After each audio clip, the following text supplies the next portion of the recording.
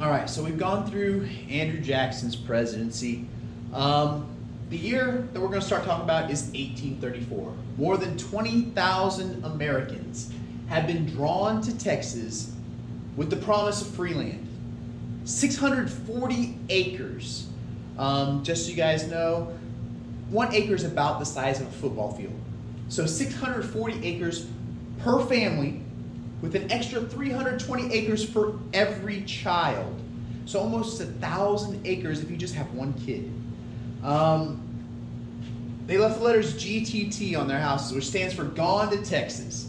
And they are moving to Texas because they need land to plant cotton. To get land in Texas, you only had to follow 3 rules. Rule number 1, be a loyal Mexican. Rule number 2, obey the Mexican laws, which shouldn't be a problem because you're moving to Mexico. We should follow those laws. Remember, Texas owned Mexico at this time. And 3, be Catholic, because that is the official religion of Mexico. The Texans from America rarely followed any of the 3 laws, but they still flooded into the region. The law that they broke most often is the fact that Mexico banned slavery.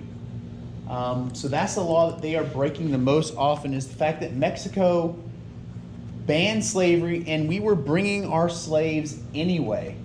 But the problem is there are so many Americans flooding into Texas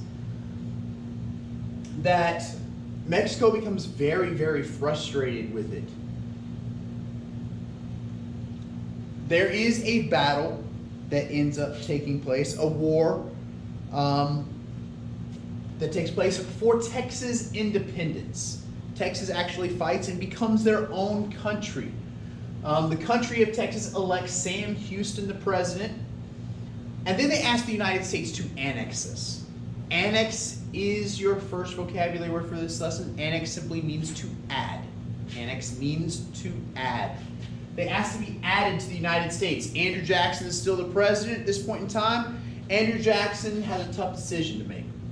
But he decides not to add Texas for a couple of reasons. First, we've been asking to buy Texas from Mexico. Mexico is saying no. If we annex Texas, it'll look like we just basically stole Texas. The other reason is it would break the balance of free and slave states, and we don't want to get into that. So he simply says, no, we're not going to add Texas. The election of 1844. So this is after John Tyler's presidency, because William Henry Harrison died. He was president for a month. His vice president became president. The election of 1844 has a lot of issues, but one of them was the annexation of Texas. The Whigs nominate the former war hawk from Kentucky, the great compromiser, maker of the Missouri Compromise, the maker of the Compromise Tariff of 1833, Henry Clay. The Democrats nominate James Polk. Both of them agree that we should annex Texas, but Polk campaigns more aggressively for westward expansion. He says, we need to start pushing forward. War seems to be approaching between the United States and Canada over the border of the Oregon Territory in Canada. And people believe in the idea of manifest destiny. Manifest is your second vocabulary word.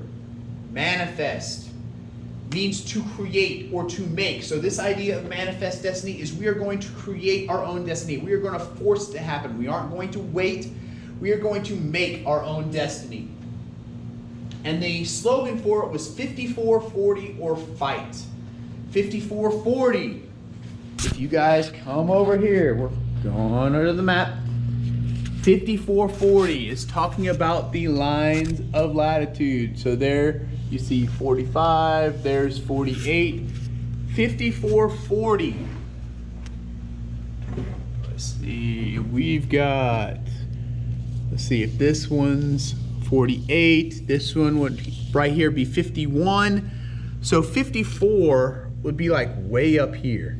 All right, so 54-40. Basically, we are saying that we are going to take over all of Canada. We are going to take over all of that land. We believe that was going to be our northern border. War was averted. Avert. Third vocabulary word means to avoid. It was avoided with diplomacy. We talked our way out of it. The 49th parallel was set as our permanent border. That is the border that is currently the border between the United States and Canada. But the next dispute is over Texas. And it began before Polk even took office. Before Polk took office, John Tyler, President of the United States, because Harrison died, annexes Texas. Mexico responds by calling Texas the stolen province. Mexico cuts off all diplomatic relations. They refuse to talk to us. They kick all of the Americans out of California. Mexico also has a conflict over what the true border of Texas is. The United States, we claim that the Rio Grande is the border of Texas. We claim this line right here is the border. Mexico claims it's the Nueces River. So this red area right here is the disputed territory. Polk orders General Zachary Taylor into the disputed zone. Well, technically, if Mexico claims that it's theirs, they see it as an invasion. We are claiming that we are doing it to protect us from invasion, but in reality, to Mexico, it looks like it is an invasion. Diplomat John Slidell was sent to Mexico to try and negotiate for $30 million to buy California and New Mexico from Mexico. Polk orders Taylor to provoke Mexico into a battle. The Mexicans do attack. American people are furious. Polk has what he wants now, a reason to declare war. Polk asks for 200,000 men to volunteer to fight Mexico. 800,000 show up. So America is definitely for this war. And although most Americans support the war, most of them also realize we caused this war on purpose.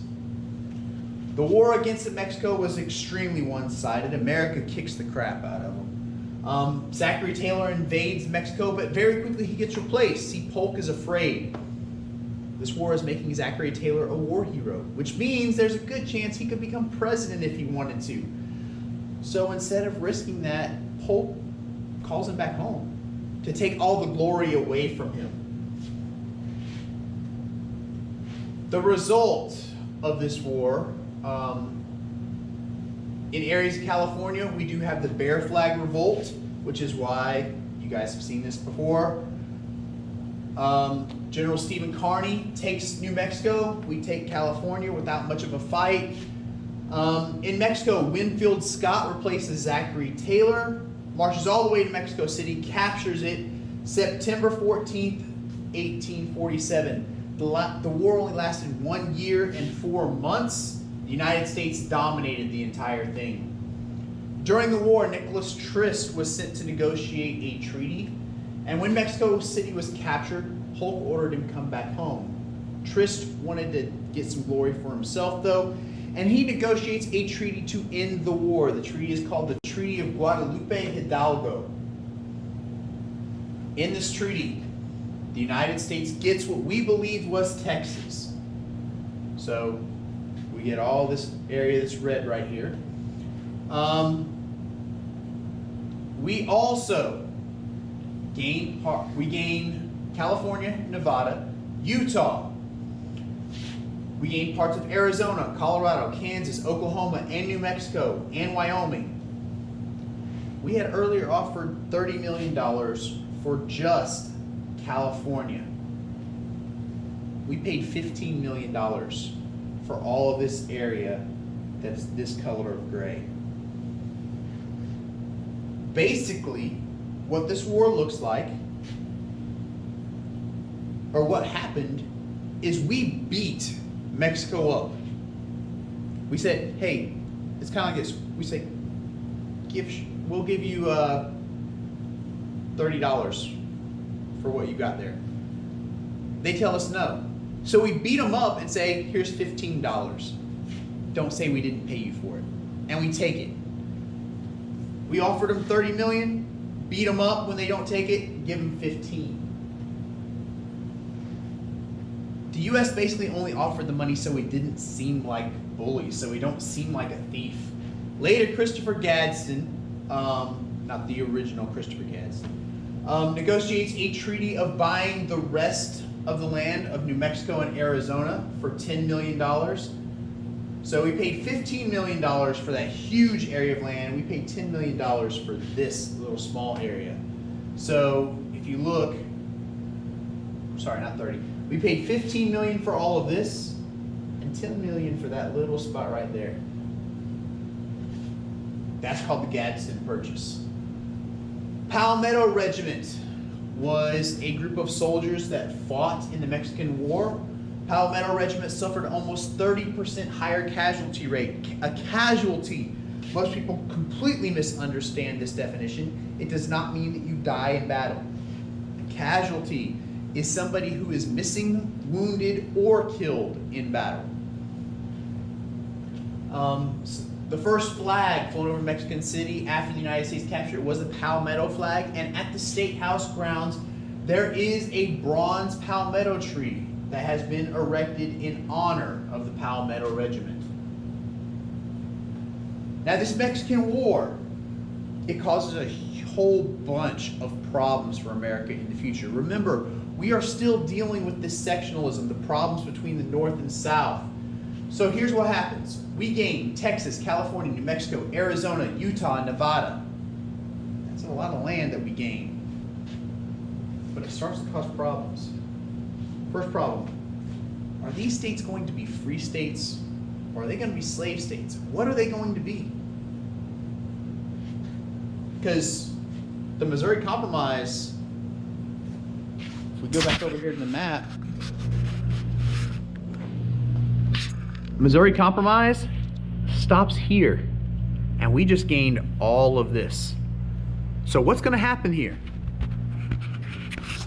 Second problem that we get from all of this. The line 3630. Does it continue? Does it keep going sideways? Or does it stop? Does it cease to exist? And the third problem. Mexico hates us now. We beat the crap out of them, took their land. So we got to worry about that. So these are the new issues that we have to deal with after the Mexican War. Yeah, we gained a whole bunch of land. We made our country a lot bigger, but this slavery issue, we had it solved with the Missouri Compromise. Now it's back. So what are we going to do? All right, make sure you guys got your vocabulary words. Make sure you get all your questions answered. I'll have you guys another lesson soon.